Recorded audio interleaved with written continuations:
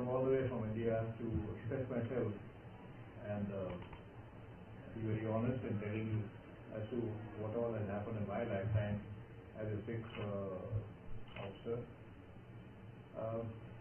We had moved from Pakistan area, that's Lalpur, where the partition took place in 1947. Uprooted from the old ancestral places, and we were on the bullock cart and all that when we came across the border and cut through the place called Patti, a very small town, where we were allotted 1/5 of the land that we had in Pakistan, because there was not enough land available in Punjab. So the government decided that they didn't want to move the Sikhs all over India for meeting the resettlement issues, and you ended up getting 1/5 of the property that you actually had in Pakistan, in Punjab. And be that as it may, our father, who was son of a normal revenue patwari, you would understand, lowest revenue person, that was my grandfather, but the wisdom and made his son become a doctor. So my father was a gold medalist from Lahore Edward Medical College. He was a gold medalist, and he was wise enough to shift the whole family once he saw the things happening and going wrong well in time to India. So we didn't lose anybody from the family, but we were uprooted and we were now in a new place. And that's where we had our education, a very small little town. And when I was somewhere about 8th class or something like that in 56, we were having a PT parade period. Our PT master was giving us the works. Suddenly, a very low-flying, very high-sound aircraft, which had no propeller, it very noisy, it flew over our school ground, and we as children were very sure that it was going to fall. So we ran after it. The PT teacher was blowing whistles to tell us to come back. When we disregarded that, we went running in that direction, hoping the aircraft would fall probably other side of our little town. We went up one of the primitive hills and didn't see any smoke, didn't see any fire, and came back disappointed.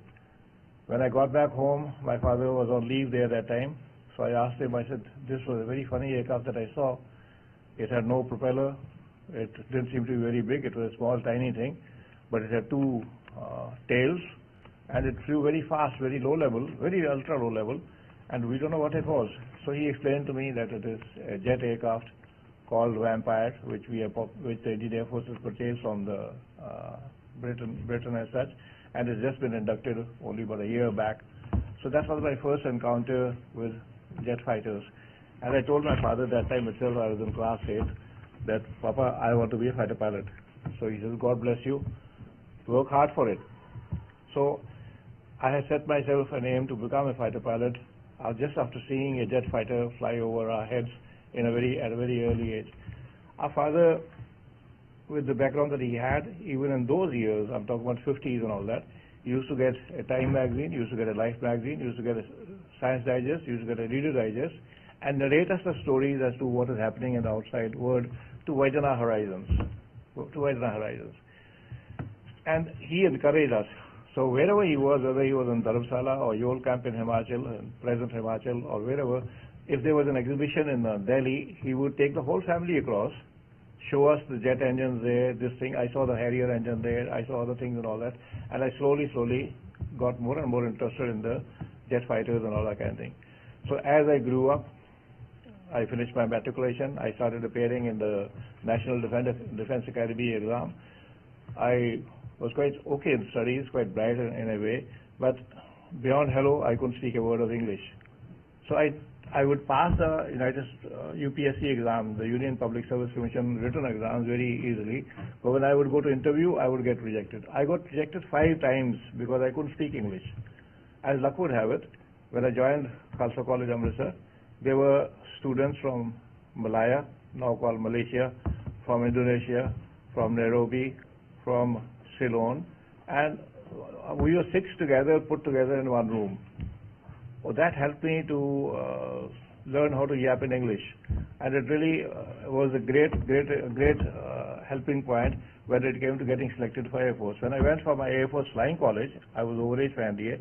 When I went for my Air Force Flying College, now that I could speak and I had mastered speaking the English, I was selected for Air Force Flying College. That was in 1962.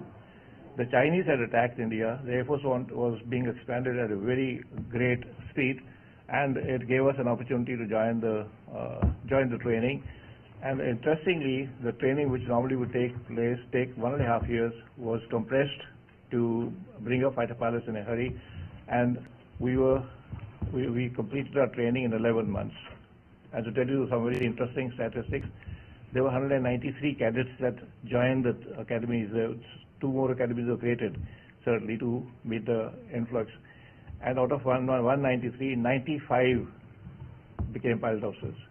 And interestingly, out of those 95, you see the photograph here, when we're getting our wings at that stage, 20 were Sikh pilots. Out of 95, 20 were Sikh pilots with me who became pilot officers. Some were navigators, some were transport pilots, some were helicopter pilots, some were the fighter pilots like me. There were 6 of us who became fighter pilots from that stream, and we joined our squadrons.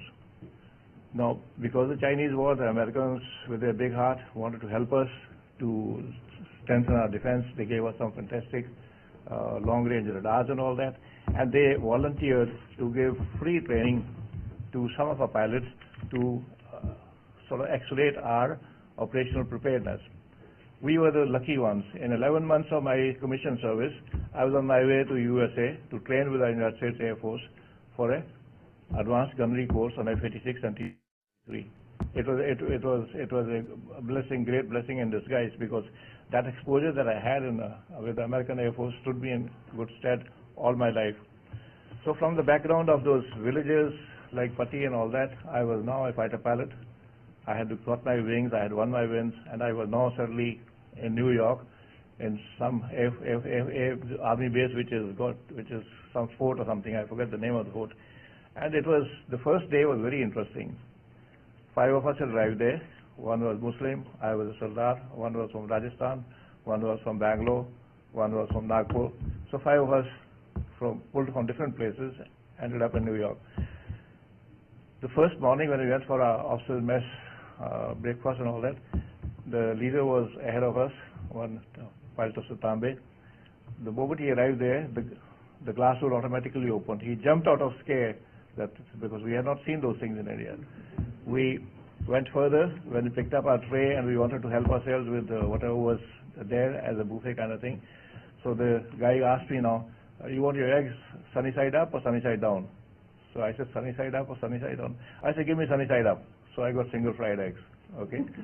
Then the other fellow said, you give me sunny side down. So he got double fried eggs. Now we are getting exposed to a new way of life, a new language. And then the team leader, he was very keen to have a cup of tea. So he watches people. They go to that machine, they get tea from there, and they come back.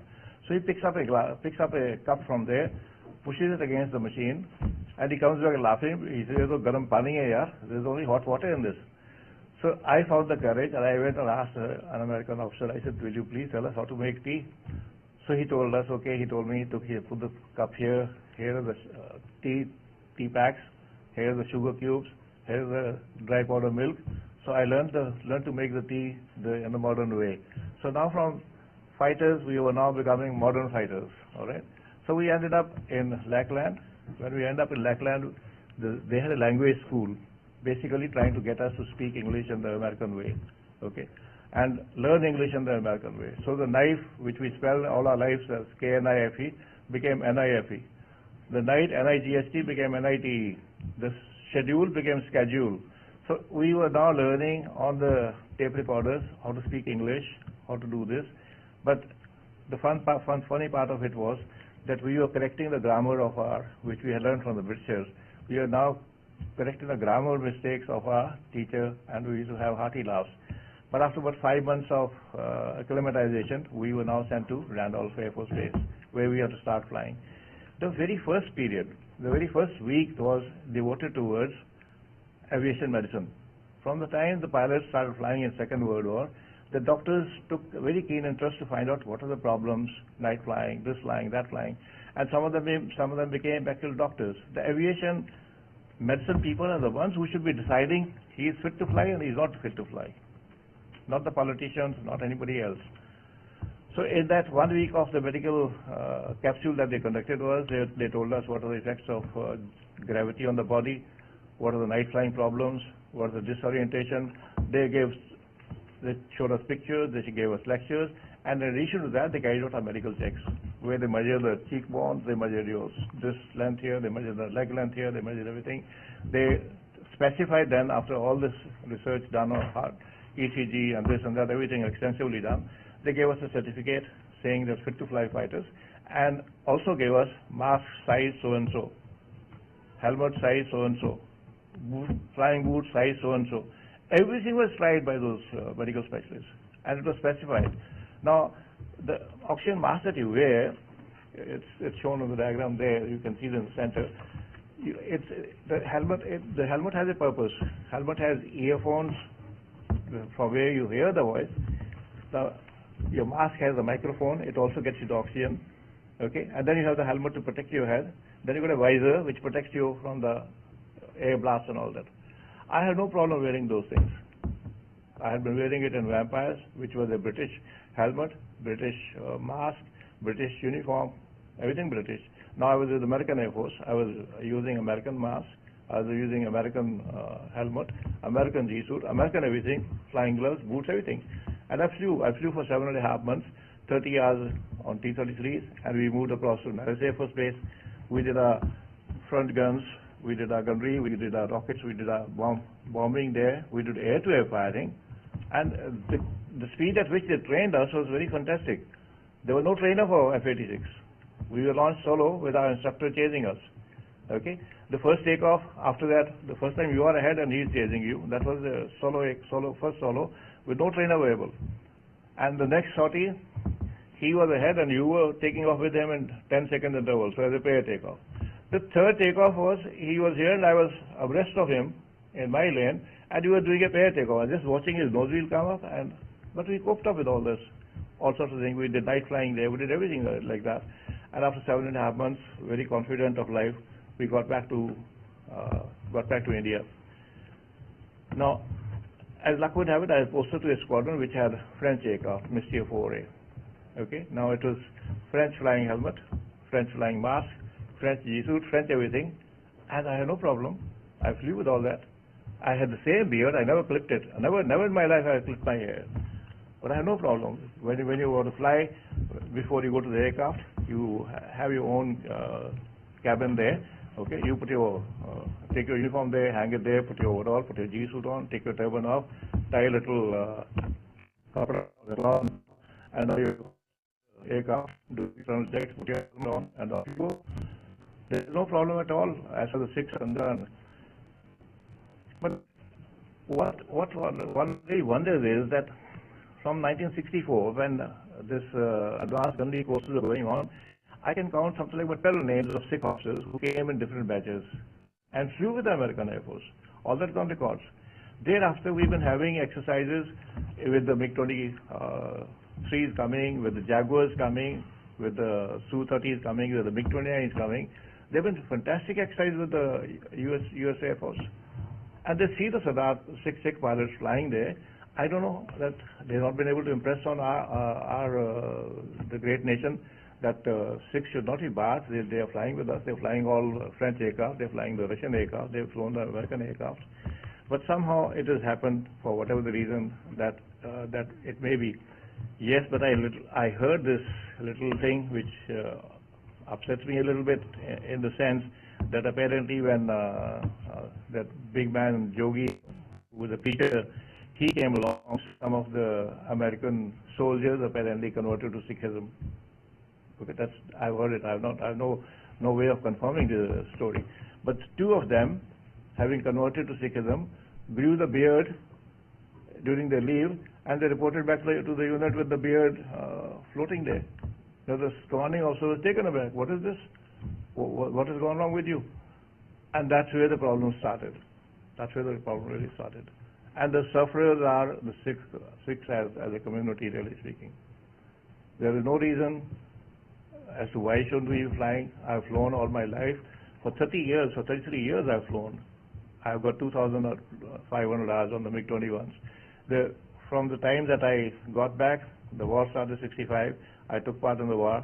Then the next 1971, I took part in a MiG-21, and I was involved in one of those encounters where we shot on a starfighter in Jamnagar. I was the cap controller there with a MiG-21. And interestingly, I became a flight commander for three consecutive years. My squadron was declared as the best operational squadron.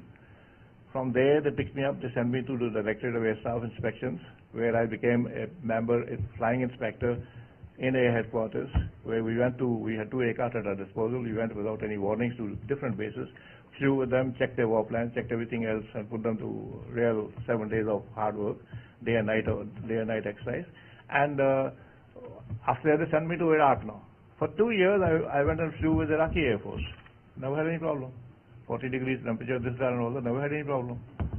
Then I got back to India. They posted me to a unit called TACD, which trains people for day fighter leader courses, one of the very prime courses anywhere in the world. And I was part of the staff there. In 2 months, 18 days, the luck takes me to Soviet Union now, as a squadron commander designate for MiG-23 MF aircraft, the interceptor version. So I was now given the task of raising a new squadron with a new aircraft. After about 4.5 months of the snow and the fog and the fighting with the Russians, because those guys have no facilities. They don't have anything to give to the officers. I mean, in one little small room there were 3 people to sleep there. I said, sorry, we're not exposed to that. We're not going to do that. Not more than two in a room. Then in the officers' mess, one of the youngsters went for an early morning bath. Okay, he comes running back to me as the team leader. Sir, the bathroom is just open taps there. There are big black people and white people and all that having a bath naked. It's an amazing story. It's an officer's mess bathroom there. There were no attached bathrooms. So I said, don't tell me that. It's so bad. He said, yes, sir, it's so bad. I couldn't believe it. I had to go down to the station commander and ask him. I said, how many bathrooms do you have in your house? So he says, 2. I said, can I use one for the next some time till you put up partitions in those bathrooms? Use as the stores. Use tin. Use whatever you want. But make those bathrooms with a screen there. But do it in 24 hours, 48 hours. Otherwise, I'm going to come to your house and have a bath. He did that. He did that in 24 hours. I said, when your people come to us for some sort of a training or inducting the new aircraft, we look after you so well. You can't do that to us. So there was a perpetual fight with the Russian Air Force. We were treated very well here, but when it came to the Soviet Union Air Force, it was pathetic. But what I'm telling you, there also we flew with those people, with their masks and all that. They were trying to give me some old masks. I said, sorry, we refused to fight. We refused to fly with the old used masks. I had to go to Moscow all the way to sort out the problem that we had paid for a new flying kit, issue the new flying kit to us, we'll take it ourselves to India. So they had to do that. They tried to push that, you fly with this, fly this old mask, fly this old helmet. I refused to do that. Finally we came back, flew the MiG-23s with the BVR, Beyond Visual Range missiles, look up, look down radars, close combat missile, all sorts of tactics were saying. Instead of 2 years, I commanded the squad for 3 years, 3 months. And then I became Chief Operations Officer. I commanded one of the most strategically important bases there for 2 years. And I retired as Director of Flight Safety. Some of you will get this booklet and you will read my contribution as a fighter pilot done in Indian Air Force. It's a very interesting message that I used to write in our Flight Safety magazine, which was sent to a Retd and so-and-so embassy, so-and-so embassy. Everybody has it.